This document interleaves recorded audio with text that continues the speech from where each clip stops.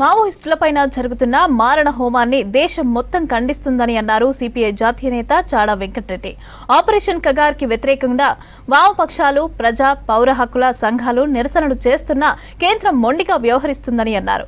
మావోయిస్టులు శాంతి చర్చలు కోరుతున్నా కూడా కేంద్రం పట్టించుకోకుండా బూటకపు ఎన్కౌంటర్లకు పాల్పడుతుందని అన్నారు. రాజ్యాంగాన్ని తూట్లు పొడుస్తూ మావోయిస్టులపైన కేంద్రం కుట్రలు చేస్తుందని ఆగ్రహం వ్యక్తం చేశారు చాడా వెంకటరెడ్డి.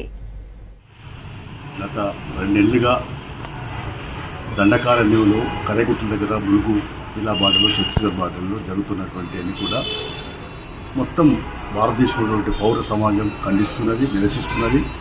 వామపక్షాలు, తర్వాత ప్రజాతంత్ర శక్తులు, పౌర హక్కుల సంఘాలు కూడా నిరసన ధర్నాలు జరుపుతున్నాయి.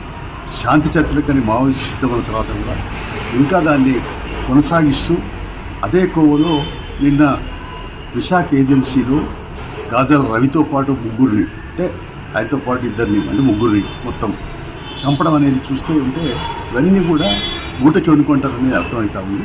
దీనిపైన న్యాయ విచారణ జరపాలని సిపిఐ మొదటి నుంచి కోరుతున్నది. డి రాజా గారి స్పష్టం చేశారు. నంబూరు కేశవరావు ఎప్పుడైతే ఆయన ఎన్కౌంటర్ అయింది అప్పటి నుంచి చెప్తూ వచ్చారు. అయినా కూడా ఇప్పటి వరకు మోడీ ప్రభుత్వం మొండిగా వేరుస్తుంది, కక్షసాధికారితో వేరుస్తున్నది.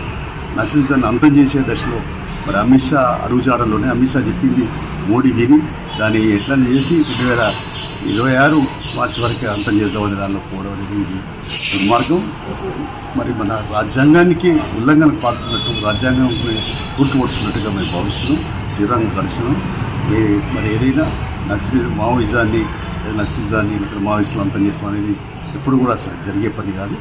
కమ్యూనిస్టులు, వామపక్ష ప్రజాతంత్ర శక్తులు మనసు లేని సిద్ధాంతం పనిచేస్తున్న వాళ్ళు కాబట్టి ఏదైనా సమాజంలో అందరూ అంతరాలు సమాజం కావాలని లక్ష్యంతో పనిచేస్తున్నారు కాబట్టి